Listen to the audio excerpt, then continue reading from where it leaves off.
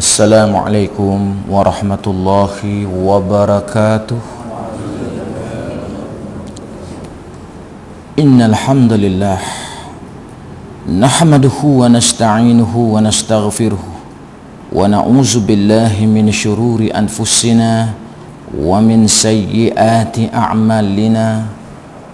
Man yahdihillahu fala mudhillalah wa man yudlil fala hadiyalah.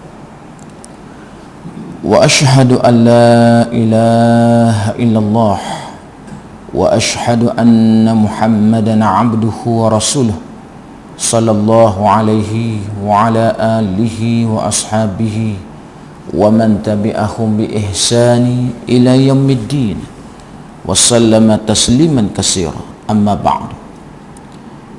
Rabbi shrah li sadri wa yassir li amri wahlul 'uqdatam min lisani yafqahu qawli. Wa qala Allah ta'ala fil kitabil karim, a'udzu billahi minasyaitonir rajim. Wa qala ar-rasulu ya rabbi inna qaumi ittakhazu hadzal qur'ana mahjura. Shadaqallahul azim. Surah Al-Furqan.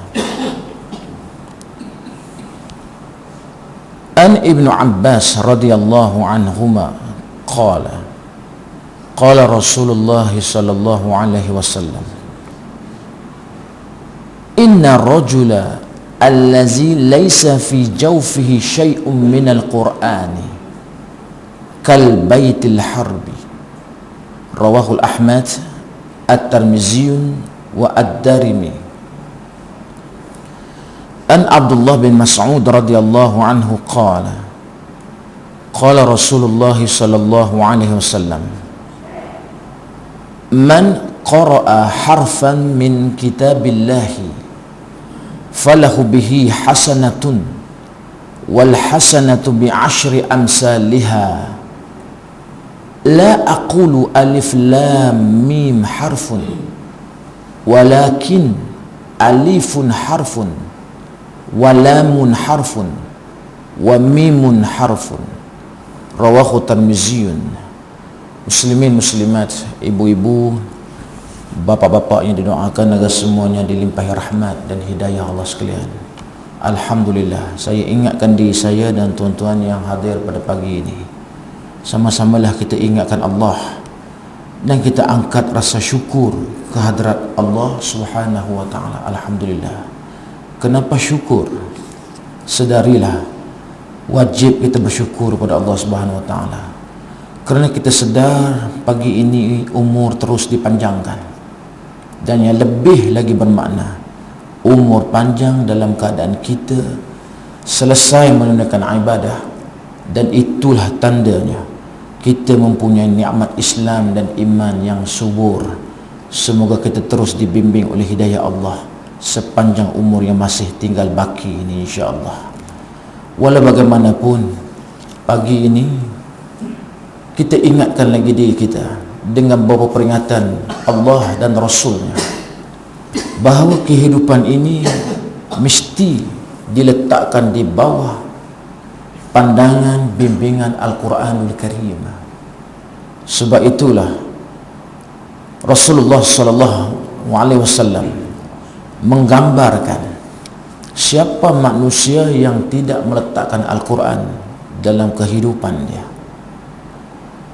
An Ibnu Abbas radhiyallahu anhuma qala Rasulullah sallallahu alaihi wasallam inna rajula allazi laysa fi jawfihi syai'un minal qur'ani kal baitil kharibah.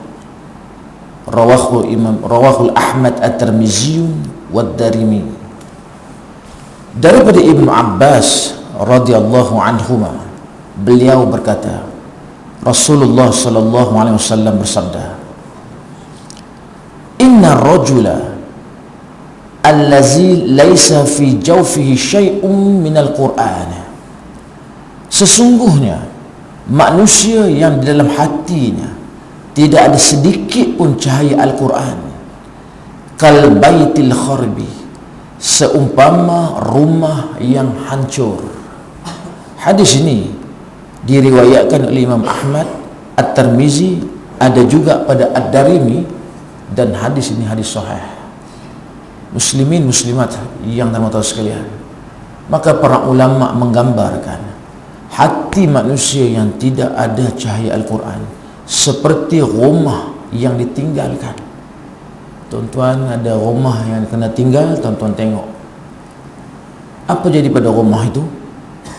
Jadi sarang burung, sarang binatang haiwan yang melata, dan ada pokok yang mula merayap. Lama-lama rumah itu pun roboh. Walaupun rumah itu dahulunya diduduki oleh orang kaya, rumah besar, tapi bila ditinggalkan, lama-lama rumah itu pun reput, dan tak ada siapa pun yang teringin nak duduk dalam rumah itu. Itulah contoh. Walaupun dia ni orang Islam, tetapi hatinya tidak ada Al-Quran, maka orang ini seumpama rumah yang nak roboh. Ingatlah satu peringatan yang diberi oleh Allah tentang aduan yang diberi oleh Rasulullah sallallahu alaihi wasallam tentang kaumnya yang tidak mahu menggunakan, memakai, menerima Al-Quran dalam kehidupannya. Ingat baik tuan-tuan, bahawa kita tahu Rasulullah sallallahu alaihi wasallam pernah mengadu kepada Allah tentang sifat dan sikap hamba-Nya. Kita lah, siapa lagi?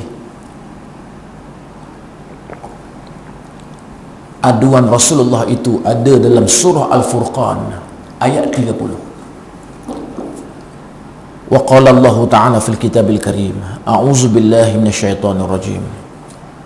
Wa qala rasulu ya rabbi inna qaumi takhazu hadzal qur'ana mahjura.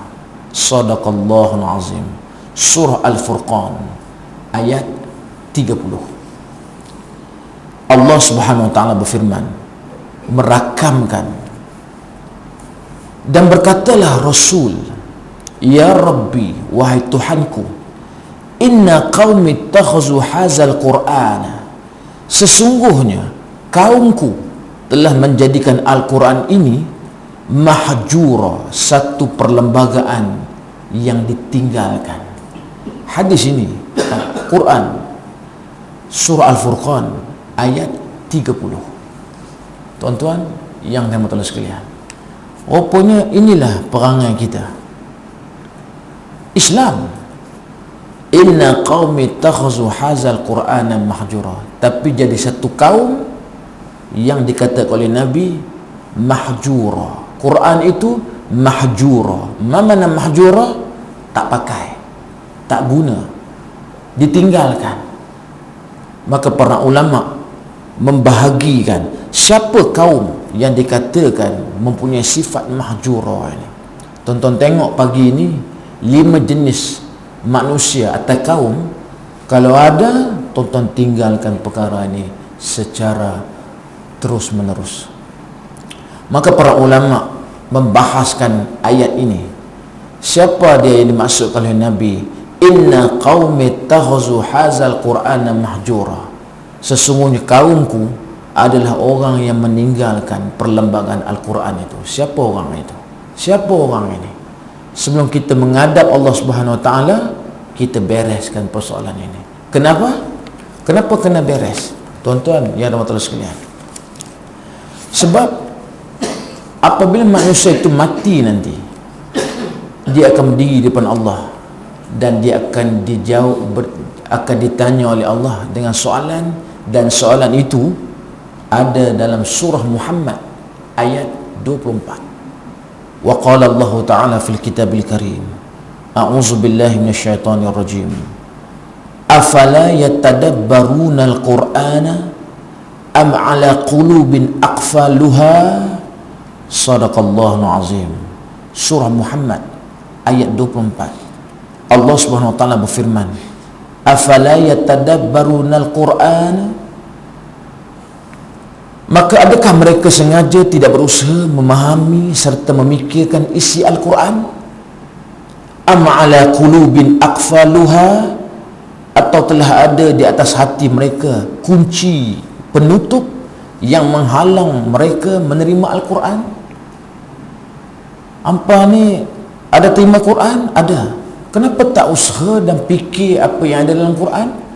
Atau kamu ni jenis hati dah kereh jadi batu lah, tak mau dengar cakap Quran? Ni soalan yang akan ditanya oleh Allah pada kita besok. Maka sebab itu, sesuai dengan soalan yang diberi oleh Allah dan sesuai dengan aduan Rasulullah kepada Allah Subhanahu Wa Taala, mari kita bersiap-siap. Jangan jadi orang yang dikata oleh Nabi, inna qaumi takhazu hazal qur'ana mahjura. Sesungguhnya kaumku adalah kaum yang meninggalkan Al-Quran sebagai perlembagaan dalam kehidupannya. Maka kumpulan yang pertama yang dikatakan meninggal, mengabaikan, tak pakai Quran itu siapa? Pertama, orang itu adalah orang yang mengabaikan bacaan Al-Quran. Para ulama mengatakan orang itu enggan membaca Al-Quran, tidak ada satu hizib pun yang dibacanya dalam sehari. Ini parah sekali lah. Satu hizib, satu muka surat, satu ayat pun tak baca. Tidak melihatnya, tidak memperhatikan baris-baris tulisan Al-Quran, dan tidak hidup bersama ayat-ayatnya.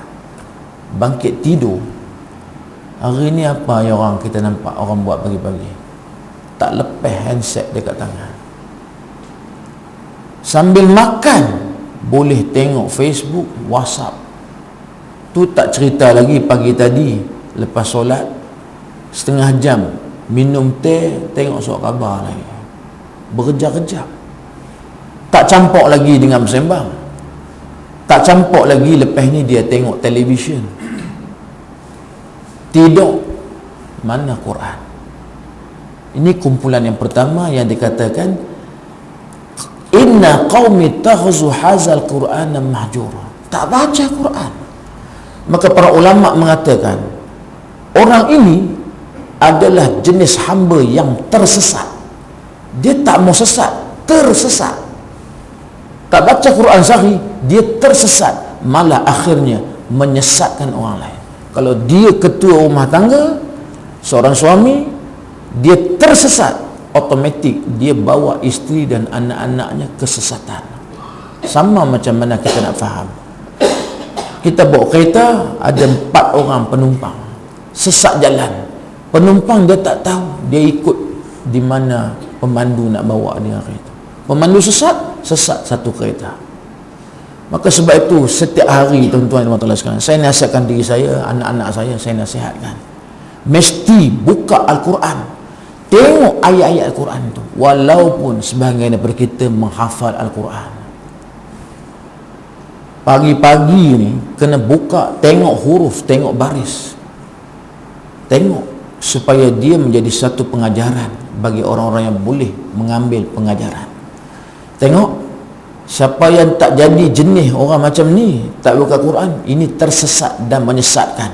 Walaupun dia adalah jenis hamba yang pandai membaca, banyak membaca buku, pandai menulis dan menghasilkan makalah-makalah yang banyak. Siapa orang ini? Dia ni ada PhD, tak baca Quran, PhD 1 sen pun tak guna. Ini siapa? Ini tokoh isu-isu semasa, pandai cakap politik, Quran tak baca, 1 sen pun tak guna. Dia ni siapa? Ini pakar motivasi, parenting, keibubapaan. Ini siapa? Ini pakar perubatan. Quran tak ada, semua bakul sampah di sisi Allah Subhanahu Wa Taala. Nampak tuan-tuan? Saya nak bagi pengalaman saya sikit pada tuan-tuan. Saya sampai sekarang saya teringat dan saya malu dengan siapa? Dulu di sekolah saya, kami kumpulkan guru dan staf buat usrah sekali. Ini cerita 10 tahun dulu. Sekarang pakcik-pakcik staf tu semua dah bersara dah. Siapa pakcik ni? Gad, tukang sapu sampah. Pakcik tukang sapu sampah ni, dia ni bapa kepada bekas pemain bola sepak negeri Perak, Syahrul Azhar. Punya lama duduk dalam estate, kerja sampai Syarul Azhar tu boleh cakap India dengan pakcik ni pun sekali. Sofian namanya, boleh cakap India. Tapi bukan sekadar cakap India. Bila kami usrah, hari ni kita buka surah Al-Mulk, mesti wajib hafal 10 atau 20 ayat. Minggu depan pakcik-pakcik ni mari, sebiji-sebiji dia hafal. Kita merangkak-rangkak 5 ayat lagi ni. Akhirnya pakcik-pakcik tukang sapu ni selesai hafal surah Al-Mulk. Kita guru-guru merangkak-rangkak tak habis-habis lagi. Sekali lagi usrah, bawa surah baru, baca lagi, hafal lagi. Kita baru habis surah Al-Mulk, itu pun cerah. Pakcik-pakcik ni selesai baca. Malu saya. Sampai sekarang saya kalau jumpa Pakcik Sofian tukang sapu, saya anggap dia lebih baik daripada saya. Nampak? Maka orang yang tidak membaca Al-Quran dalam sehari sehidup dia, siapa orang ini? Inilah hamba yang dikatakan hatinya sudah tertutup. Kenapa tertutup? Dia telah tunduk kepada hawa nafsu dia. Nafsu ni kita urus. Tapi orang yang meninggalkan Al-Quran, tak baca Quran, nafsu sudah menunggang tengkuk dia. Dia merasakan Al-Quran tidak diperlukan. Orang yang tak baca Quran, akhirnya dia merasakan Quran ni tak ada apa-apa. Oleh itu, tengok apa kata para ulama, Allah Subhanahu Wa Taala tidak akan mengkayakan orang itu. Kaya dalam bab ini, ustaz, tak ada pula harta saya melimpah ruah boleh buat rumah besar. Kaya dalam pengertian ini maknanya kelapangan hidup dia. Orang yang tak baca Quran, hidup serabut, pagi-pagi dah runsing tentang pendapatan rezeki yang tidak mencukupi. Ni orang-orang yang meninggalkan bacaan Quran. Cuba tonton tengok satu lagi. Kumpulan yang mengabaikan bacaan Quran ni siapa? Di antara mereka tidak pernah menyentuh Al-Quran, melainkan hanya pada bulan-bulan Ramadan sahaja. 12 bulan Allah bagi dia baca Quran bulan Ramadan. Ini pun sekali jugalah kumpulan yang tidak membaca Al-Quran. Bulan Ramadan baru duduk baca Quran. Habis Ramadan, khalas. Sekalilah masuk dalam kumpulan yang mengabaikan bacaan Al-Quran. Ada orang malam Jumaat dia buka Yasin. Ini pun sekali jugalah. Seminggu sekali baca Quran. Seminggu sekali. Lebih baik ustaz daripada langsung tak ada. Ya, tapi orang ini disuruh hari-hari tengok Quran, bukan seminggu sekali. Kena Allah tanya besok, umur 40 tahun, 50 tahun, 60, 70, 80, macam mana hubungan kamu dengan Quran? Seminggu sekali? Atau sebulan sekali? Setahun sekali? Bulan Ramadan saja? Jahanam kita. Tuan-tuan yang dirahmati sekalian, itu kumpulan yang pertama, mengabaikan bacaan Al-Quran. Yang kedua, siapa dia? Kaum yang mengabaikan Al-Quran. Maka dalam kitab yang saya baca kepada tuan-tuan ni, Ala Ma'idatul Quran, sejenak bersama Al-Quran, dia mensyarahkan orang yang dikatakan mengabai Al-Quran itu juga adalah orang yang ketika membaca Al-Quran dia tidak memahami makna-makna ayat Al-Quran itu. Hatinya lalai. Ketika suara lisannya membaca Al-Quran, hatinya berada di mana? Di pasar, di sawah, di pejabat, di sekolah. Fikiran melayang mengingati manusia yang lain. Lidah baca Quran, tak faham, merayak-rayak pemikiran di mana-mana. Sebab itu tengok baca Quran, kejap-kejap gelisah, kejap-kejap dia menguap, tak faham. Matanya melihat Al-Quran, namun dia tidak mengerti terhadap apa yang dibaca oleh mulut dia itu. Tuan-tuan, saya ingat saya dah cerita kat tuan-tuan, dulu saya sekolah, kadang-kadang basikal tu tak banyak, ada satu je. Kalau abang saya pakai, kira jalan kaki ya. Balik sekolah, lalu kedai Cina. Maka Cina ni belak burung tiung besar warna hitam. Kami balik sekolah, singgah kacau burung tu dulu, bawa balik rumah.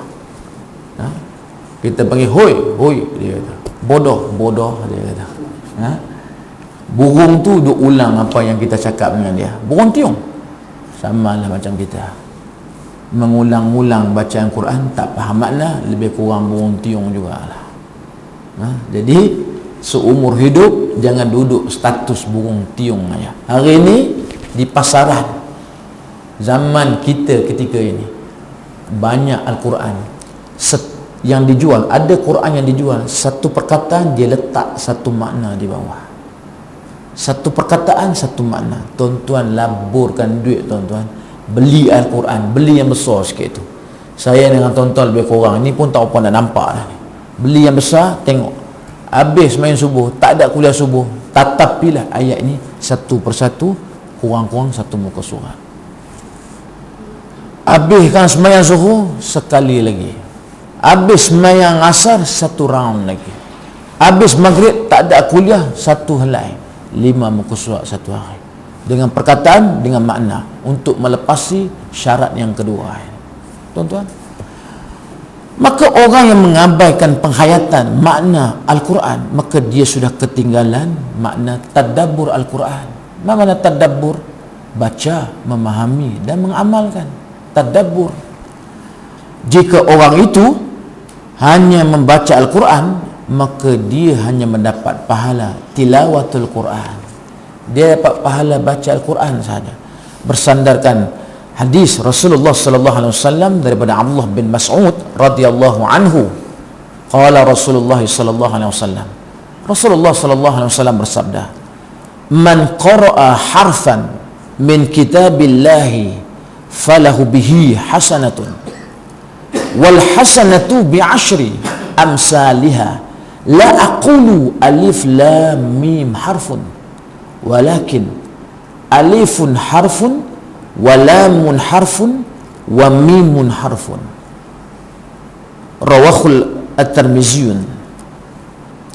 Rasulullah sallallahu alaihi wasallam bersabda daripada Abdullah bin Mas'ud, beliau berkata, Rasulullah bersabda, man qara'a harfan min kitabillahi, sesiapa yang baca satu huruf dari kitab Allah, yakni Al-Quran, falahu bihi hasanatun, maka bagi dia satu kebaikan, wal hasanatu bi'ashri, satu kebaikan tumbuh 10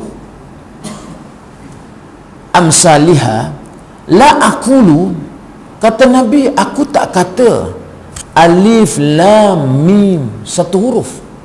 Dalam Quran dia ada juga alif lam ra, itu bukan satu huruf. Nabi kata alif lam alif, alifun harfun, alif satu huruf, walamun lam satu huruf, wa mim mim satu huruf. Tuan-tuan pergi kedai mamak, nampak lambang bulan bintang, ada nombor di atas. Berapa nombor tu? Apa nombor tu? 7? Tengok geng-geng restoran mamak ramai kat sini. 786. Ingat saja-sajakah main nombor duduk kat atas tu? 7 itu Bismillah, 8 itu Ar-Rahman, 6 itu Ar-Rahim. Dia ni masuk kedai mamak, dia pandai, tapi dia tak faham 786 itu huruf. Nampak? Tuan-tuan tengok satu muka surat, berapa huruf tuan-tuan? Siapa nak bagi saham baca 1 dapat 10 ni? Siapa nak bagi? Saya ulang balik peringatan almarhum Tuan Guru Ni Abdul Aziz. Dia sebut dunia kita perlu nukut. Mana nukut? Fulus. Ma fi fulus, kata orang Melayu, ma fi fulus, mampus hari ini. Maka dunia memerlukan wang untuk berbelanja. Mati, wang tak guna. Tapi ada satu benda yang perlu kita ada untuk berbelanja di padang mahsyar. Kata almarhum, pahala. Pahala itu menjadi duit untuk kita berbelanja di akhirat. Maka hidup ketika ini, kumpul banyak-banyak pahala untuk kita berbelanja di sana nanti. Tuan-tuan yang rahmatullah sekalian, kita dah pergi Mekah dah. Kalau bawa 2,000 lah tuan-tuan belanja di sana, jangan lebih. Nak lebih apa? Duit pun tak ada. Sebab itu baca Quran pahala untuk kita belanja di akhirat. Siapa nak bagi? Mana ada orang nak bagi dah. Cari sendirilah dengan pahala-pahala ketika hidup di kandung badan ini. Baik. Ada satu sedikit ancaman kepada orang yang baca Quran tak tahu makna. Orang ini dia tak akan dapat nur keimanan, kefahaman dan pelajaran. Sebab Al-Quran itu dia beri petunjuk. Dia baca tak faham, maka iman dia statik aja. Dia baca Quran hari itu, iman dia 10 ayat. Kerana apa? Dia tak ada penambahan dengan kefahaman Quran yang dia baca. Tuan-tuan yang dirahmati Allah sekalian, itu yang kedua, baca tapi tak faham, tak ada penghayatan. Manusia jenis yang ketiga, siapa dia? Inna qaumi takhazu hazal qur'ana mahjura. Orang yang meninggalkan perlembagaan Al-Quran ini ialah orang yang membaca, memahami tapi tidak beramal dengan Al-Quran. Dia baca, dia faham, tapi apa yang dia faham dia tidak amalkan. Maka orang ini juga dikatakan hati telah tertutup, dia hanya ikut hawa nafsu sahaja. Jika dia baca Al-Quran, dia merasakan Al-Quran itu memberatkan dia. Jenis orang yang tidak beramal ni, akhirnya dia baca Quran, dia tengok ayat Quran tu kena batang hidung dia sendiri. Saya jawab, itulah yang sepatutnya kita baca Quran. Bukan hafal Quran, hafal nas, tembak orang. Hafal ayat Quran, baca dekat orang, ni kena kat hang. Dah, Quran tu diri sendiri. Baca ayat-ayat ugut diri sendiri. Baca ayat-ayat tentang pahala, bagi motivasi untuk kita kejar apa yang diberi oleh Quran. Bukan baca Quran tengok orang.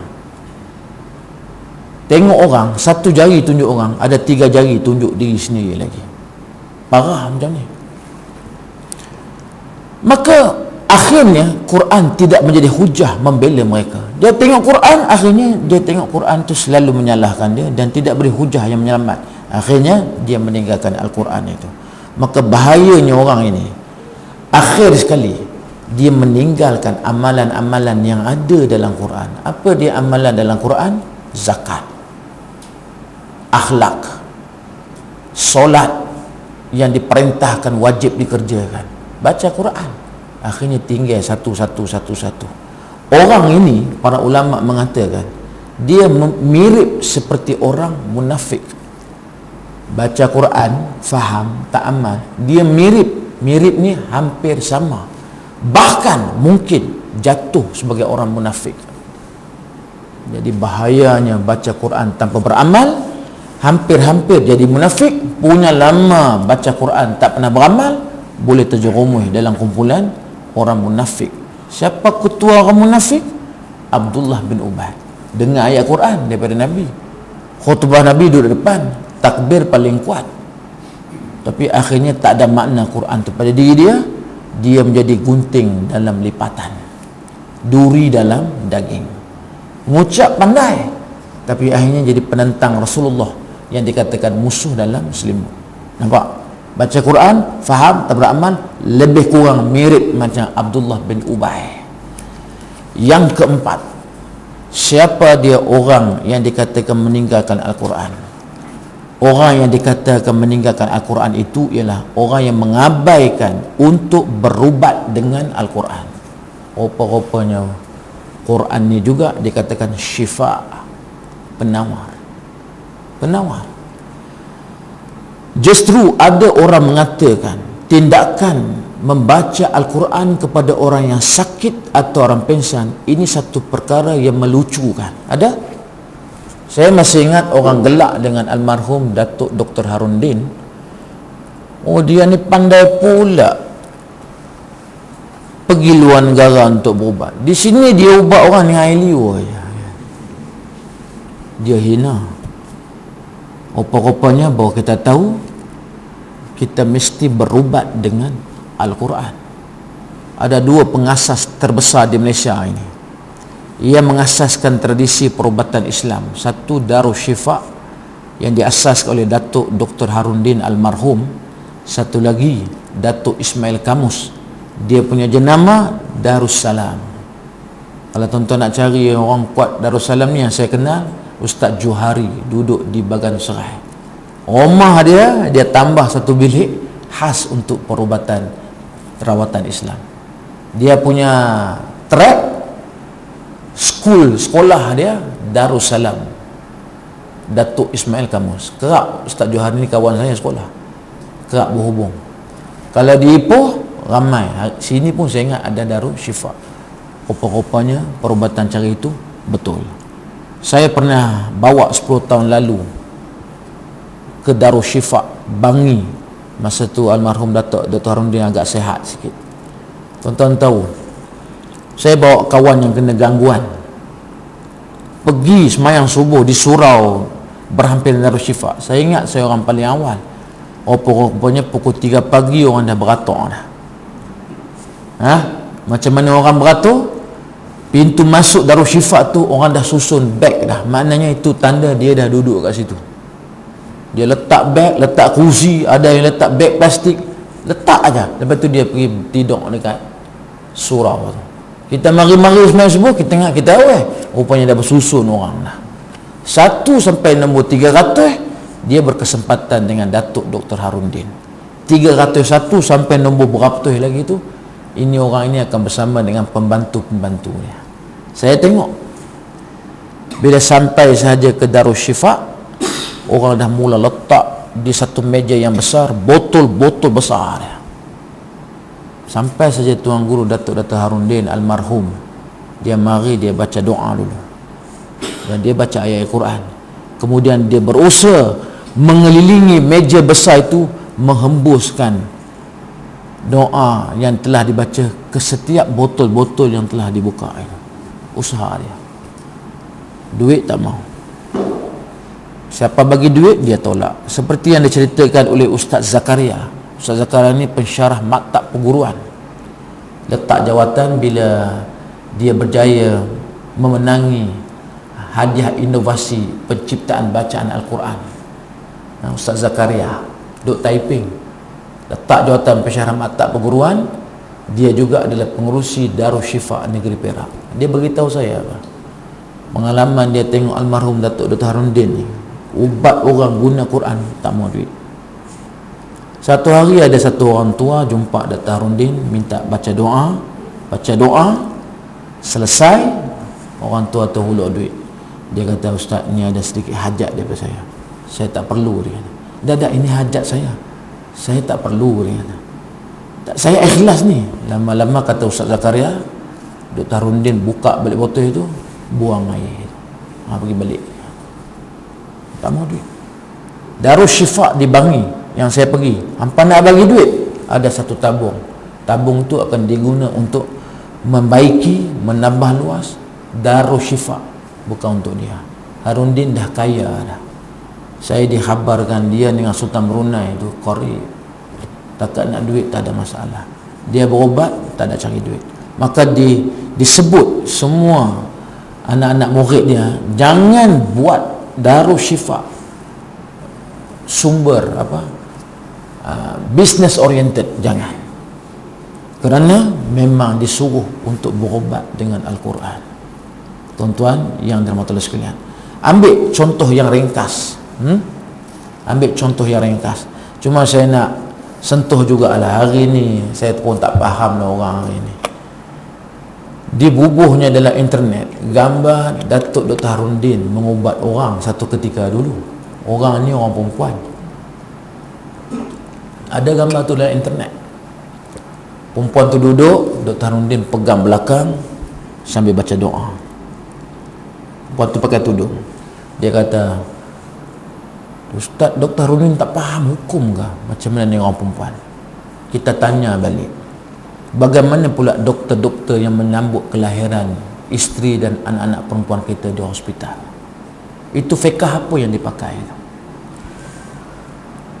Walaupun saya setuju dengan Datuk Dr. Zulkifli Al-Bakri, Mufti Wilayah Persekutuan, sudah membentangkan kertas kerja pada pihak kerajaan supaya sudah tiba masanya kerajaan menyediakan hanya doktor-doktor perempuan saja menyambut kelahiran.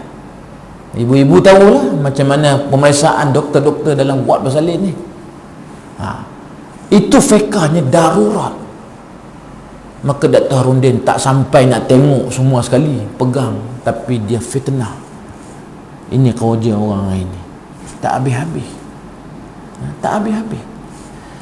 Cuba tengok zaman Rasulullah sallallahu alaihi wasallam, bagaimana Nabi menggunakan Al-Quran mengubat diri dia. Satu hari Rasulullah mendapat serangan sihir dari orang Yahudi. Rupanya Nabi ni, bukti dia manusia macam kita, dia pun kena sihir. Sihir memang ada, tolong berhati-hati. Maka ringkasnya, Nabi buat apa? Allah memberi hidayah pada baginda, minta baginda membaca surah apa? Surah Al-Muwazzatain. Apa itu surah Al-Muwazzatain? Surah Al-Falaq, surah An-Nas. Baginda baca dua surah ini, surah tu Al-Falaq, surah An-Nas, maka Nabi disembuhkan oleh Allah. Nampak? Maka akhirnya sebelum tidur, sepanjang umur Nabi ketika hidup, Nabi baca Qul a'udzu birabbil falaq, Qul a'udzu birabbin nas. Sebagai riwayat menyebut Nabi baca 3 qul. Qul huwallahu ahad, Qul a'udzu birabbil falaq, Qul a'udzu birabbin nas. Macam mana Nabi buat? Tuan-tuan boleh buat lepas ni. Baca, hembus ke tangan. Kemudian Nabi usapkan tangannya ke seluruh badannya sebelum tidur tiap-tiap hari. Setengah riwayat juga menyebut ketika Nabi sudah sakit, maka Aisyah radhiyallahu anha bacakan 3 qul, tangan isteri ini mengusap badan suami dia. Nampak? Hari ini tuan-tuan, nak tidur malam, orang ada yang tak boleh lena lagi dah. Kenapa? Duk teringat semalam jiran sudah kena apa? Tidak-tidak digerakkan parang dekat tengkuk. 2 hari sudah, jiran saya, Taman Meru ni semua datuk-datuk belakang. Tempat saya tinggal ni datuk saya aja tak datuk. Tunggulah umur 50 ada menantu, dapat juga akhirnya datuk besok. Macam tuan-tuan jugalah. Pukul 3 tengah hari, jalan tu bukan jalan sunyi. Datuk Mansur ni orang baik, kaki masjid ni, nak keluar dengan isteri dia, buka pagar tu, brum, 3 biji motor terus redah rumah dia. Satu motor, dua, terus tangkap anak dan isteri, ikat dia dengan parang, sila serahkan semua. Tak apa silap Datuk Mansur ni, terus bagi satu deh kat kepala dia. 2 hari sudah berselerak darah dekat parking kereta. Semalam saya tanya Korea macam mana Datuk Mansur, semalam dah operasi semua, hari ni boleh pulang ke rumah, tapi dapat satu dah. Saya tanya orang besar-besar kat situ lah, polis punya suspek siapa? Anak-anak Melayu kita lah, siapa lagi? Budak-budak ni dikatakan telan pil dadah ni, dia high, dia tak ingat apa dah. Tuan-tuan, inilah budak-budak yang pecah, kebanyakannya pecah masjid, korek tabung kita. Saya sembang ni orang Cina ni orang India. Di Ipoh tu, Buntung itu pusat gangster India. Jangan tak tahu, Buntung kongsi gelap India itu sarang dia. Sesekali di Pabali dia pun berkumpul kat situ. Siapa tak tahu. Perak tempat semua kongsi gelap berkumpul. Asas kongsi gelap kat Malaysia ni Perak. Jangan lupa cerita Gihin dan Haisan satu ketika dahulu, 2 kongsi gelap. Tattoo badan, tapi percayalah, Samsing India di Buntung, Samsing kuil tak masuk. Kongsi gelap Cina bunuh orang, tak masuk tokong dia.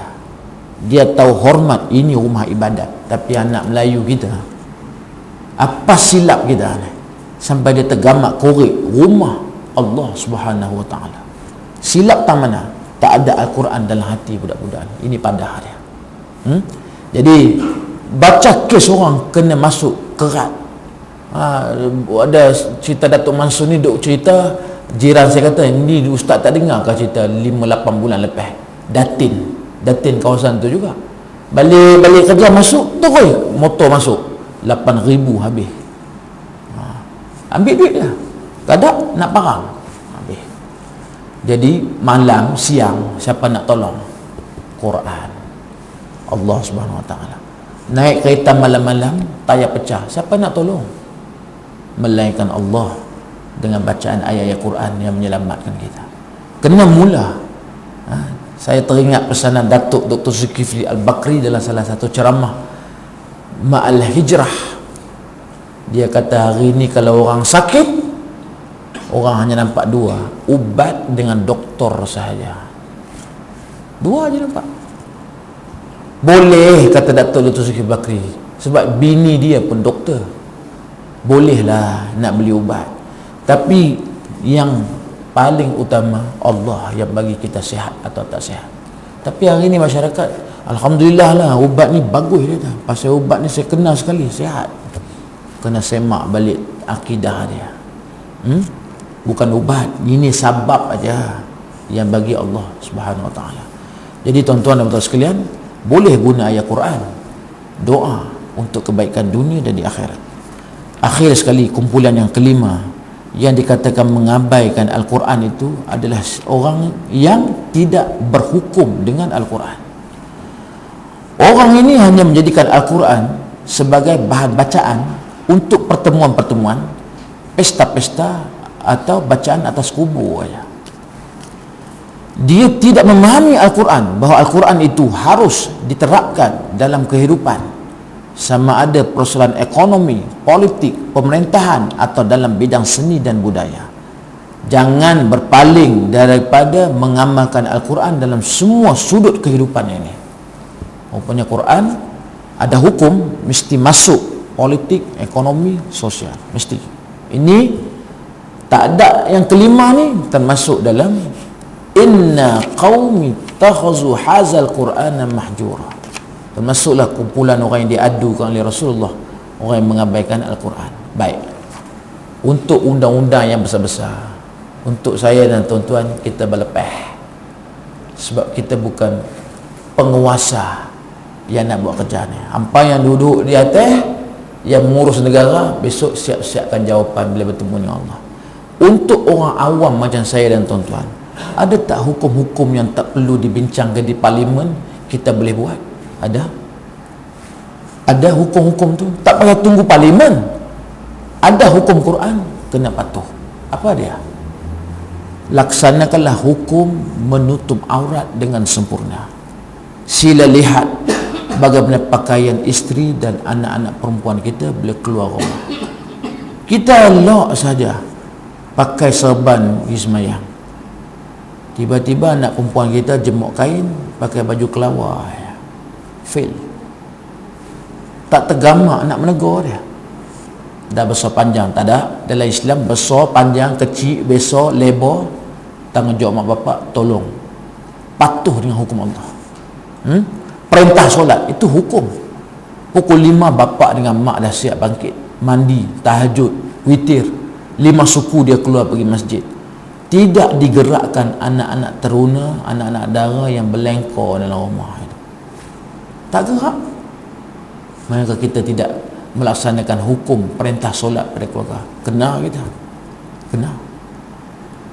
Ada lagi tak hukum-hukum yang tak perlu dibincangkan di parlimen, tapi kita kena tengok, beri perhatian. Ada satu lagi contoh dalam kitab ini, iaitu riba. Ini saya nak bagi tahu, Nabi sebut dalam sebuah hadis, akhir zaman manusia dia akan terkena debu-debu riba. Sampai elak macam mana pun, tapi ada juga orang yang terkena debu-debu riba. Di Masjid Asy-Syakirin di kampung Tasik Ipoh bulan ni, di masjid itu saya buka kitab Fiqhul Awlawiyat, Fiqh Keutamaan, tulisan Asy-Syaikh Dr. Yusuf Al-Qaradawi. Bagus kitab ni. Fiqh Keutamaan, mana yang lebih utama dalam ibadat, dalam dosa. Qaradawi dia bincang dua benda dosa, mana dosa yang lebih berat yang perlu kita tinggalkan. Itu dibincangkan dalam kitab ini. Dua ibadah, mana ibadah yang perlu diutamakan, itu dibincangkan. Bulan ini saya baca bab perkara-perkara yang dilarang. Maka apakah perkara yang dilarang yang lebih besar perlu dilihat oleh umat Islam? Itu dibincangkan dalam kitab Fiqhul Awlawiyat, Fiqh Keutamaan berdasarkan Quran dan hadis. Jadi Qaradawi dia bincang bab dosa-dosa besar. Maka dia buka dua hadis, 7, 6 dosa-dosa besar. Antaranya berderhaka pada mak bapak. Jangan engkau cerca mak bapak kamu. Itu satu peringatan Nabi. Maka sahabat tanya, takkan kami nak mencerca ibu bapa kami? Nabi kata, apabila kamu mencerca mak bapa orang, orang yang kena cerca mak bapa itu, dia cerca mak bapa kamu balik, kamu kira mencerca mak bapa kamu. Jadi pesan pada anak-anak kita baik-baik, jangan hina mak bapa orang. Dulu duduk bergaduh, ini kepala bapak kamu, ini kepala bapak kamu, lepas ni pijak lah. Itu cara dulu kan. Jadi rupanya Nabi kata, orang yang terlibat dalam dosa besar, dia mencerca mak bapak. Saya tak cerca mak bapak. Betul. Tapi bila kamu mencerca mak bapak orang lain, orang tu dengar, dia cerca mak bapak kamu balik, maka kamu termasuk mencerca ibu dan bapak kamu sendiri. Tolong sampaikan kepada anak-anak kita. Ada lagi dosa besar? Ada. Riba. Qardawi sentuh dalam kitab Fiqhul Awlawiyat riba.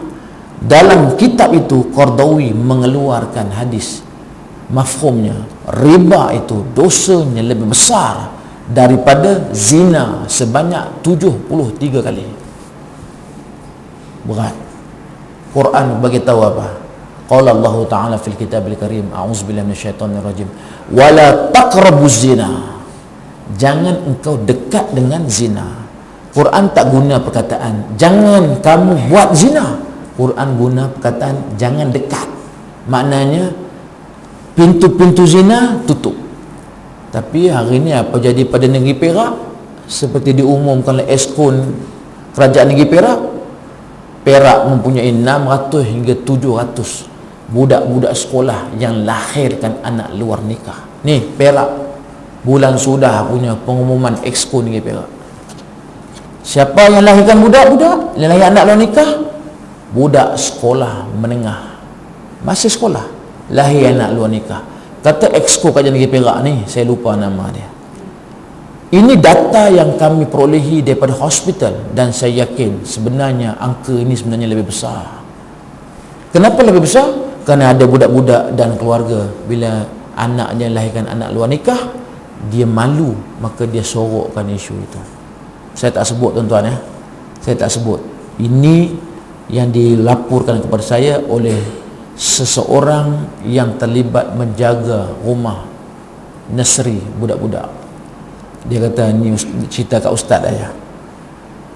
Ada satu datuk ni, dia kata, saya tahulah datuk ni. Saya tak kenal, tapi saya tahu duduk dekat mana. Dia hantar satu budak baru lahir dekat saya. Dia kata, kamu urus belanja saya bagi, pampers, susu semua saya bagi, bulan-bulan beres bayaran. Memang mewah. Apa yang jaga budak ni kira mewah lah. Banyak duit pun dapat, susu habis, pampers, makan semua dia dapat. Siapa budak ni? Akhirnya datuk tu bagi tahu, dan orang ni bagi tahu saya lah, ni ustaz, anak luar nikah anak datuk ni, anak perempuan, punya marah pada anak perempuan, mengandung luar nikah. Budak ni lahir, ibu dia ni pun tak tahu budak ni masih hidup lagi. Tok dia ambil, bawa bagi orang jaga. Malu.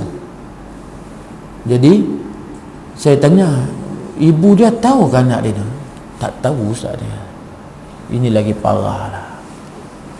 Ni budak ni nak ke mana ustaz ni? Salah ke budak ni? Budak ni tak salah, dia tak dosa, hampa tambah lagi dosa. Macam kes budak perempuan kat Ipoh, ketika isteri saya duduk bahagian kaunseling undang-undang keluarga, datang satu budak perempuan berpelajaran, educated person, budak perempuan ni jumpa isteri saya bahagian kaunseling undang-undang keluarga. Dia kata, ustazah, saya kenalkan diri saya, sebut nama-nama, saya nak bagi tahu saya nak kahwin. Dia kata, alhamdulillah. Masalahnya apa? Saya nak habaq pada ustazah, saya anak luar nikah. Dia kata, cantik budak tu, berpelajaran. Jadi macam mana dengan calon suami kamu? Calon suami saya ustazah, saya cerita habis dah, dia terima saya, alhamdulillah. Jadi apa masalah kamu nak kahwin? Masalah saya sekarang nak kahwin bapa saya. Kenapa? Dia ingin menjadi wali kepada saya.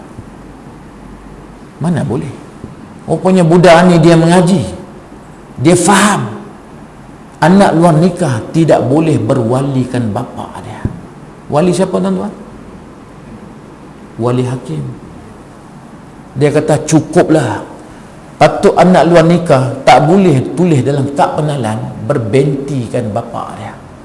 Tu bapa saya dah buat silap sekali, dia malu, dia tengih juga dalam kad pengenalan, saya berbentikan dia. Tak apalah, ini dia nak ulang 2 kali nak jadi wali pada saya. Tengok tuan-tuan, contoh anak luar nikah ada ilmu, dia tak berdosa. Tapi mak bapak yang tak ada ilmu nak lipat bertempik-tempik lagi dosa. Dia nak heret anak dia ni dalam lembah yang dahsyat lagi. Kalau saya bagi nasihat, tidak perlu akur dengan bapak jenis macam ni. Pergi mahkamah buat laporan, tetap berwalikan hakim. Ini masalah. Nampak? Jadi itu bab zina. Besar tak besar tuan-tuan? Besar. Rupa-rupanya Nabi kata apa? Riba. Hampa buat 73 kali lebih besar daripada zina. Nak beritahu itu aja. Dan saya baca lagi satu hadis dalam kitab Qardawi itu, termasuklah orang yang mencatat melaksana program riba itu sekali dalam satu guni orang yang terlibat dengan riba. Dia konsepnya sama aja. Minum arak, tukang tunjuk, tukang hidang, tukang bungkus, tukang tunjuk arak, sekali macam orang minum arak.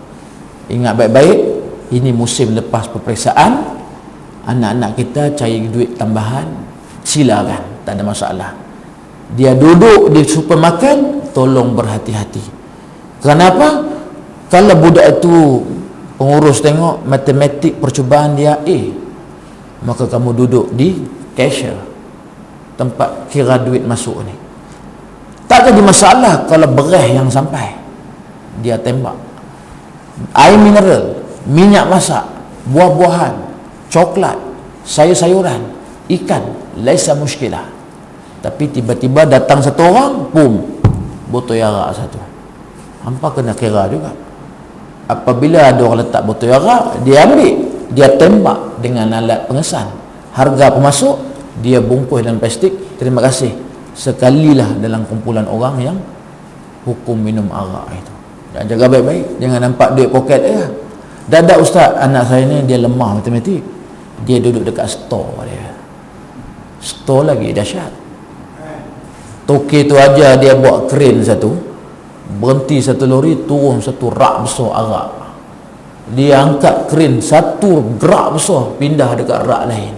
Sekalilah macam Nabi kata, tukang bawa arak itu arak riba lebih kurang. Jadi saya minta mak banyak-banyak, kena bagi ingatan.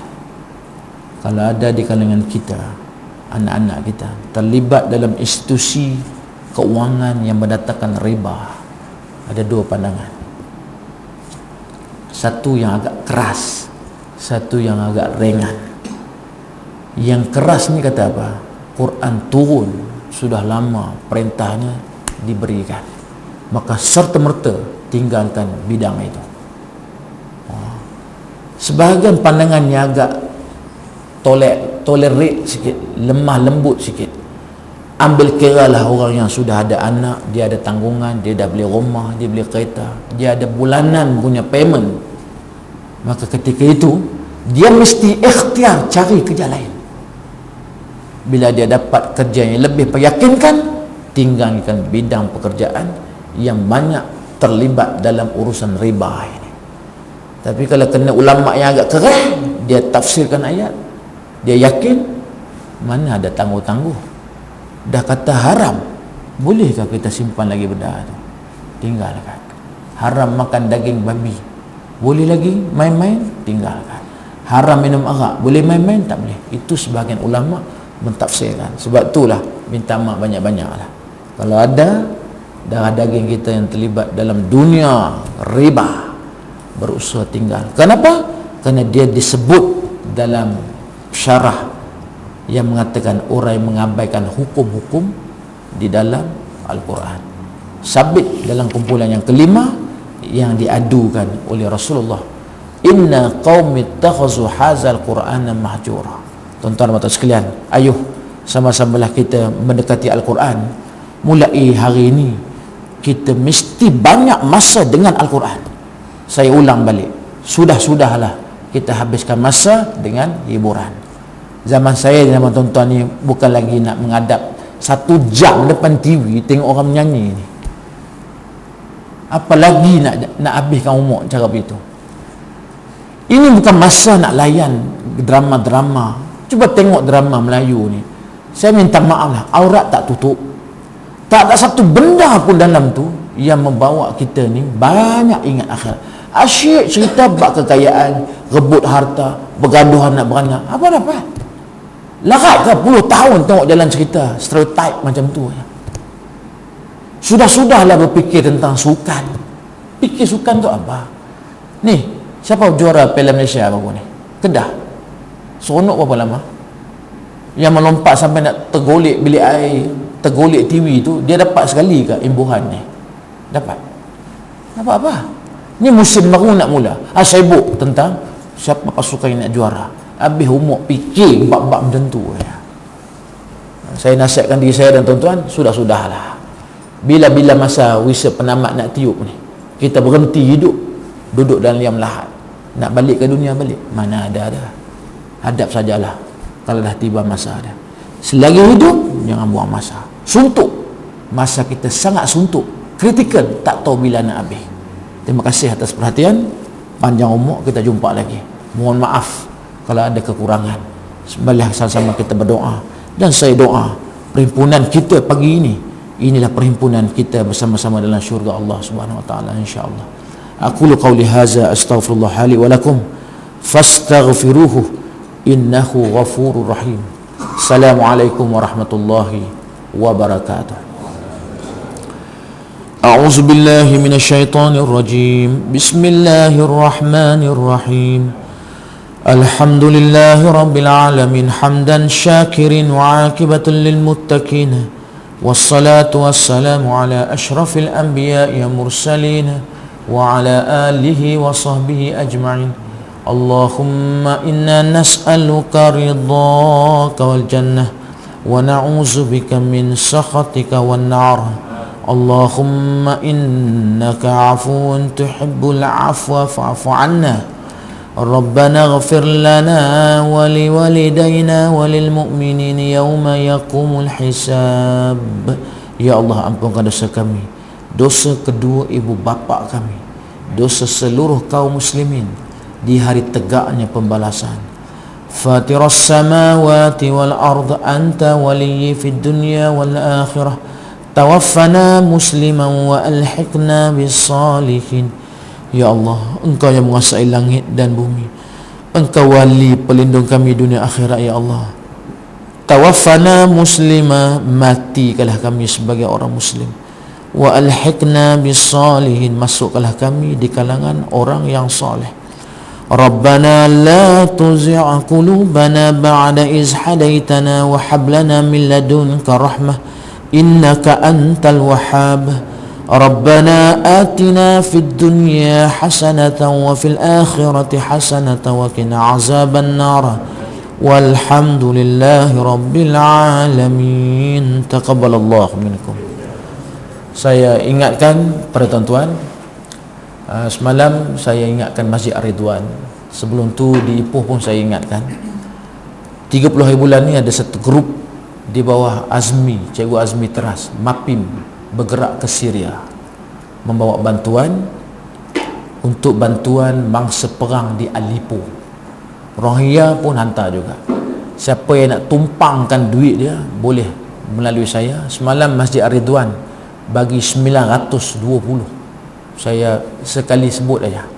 Mudah-mudahan kalau ada kelapangan. Tak ada, tuan-tuan doalah saudara kita di Aleppo, Syria yang dalam ancaman berat, termasuk saudara kita di Rohingya. Syukran jazilan. Assalamualaikum warahmatullahi wabarakatuh.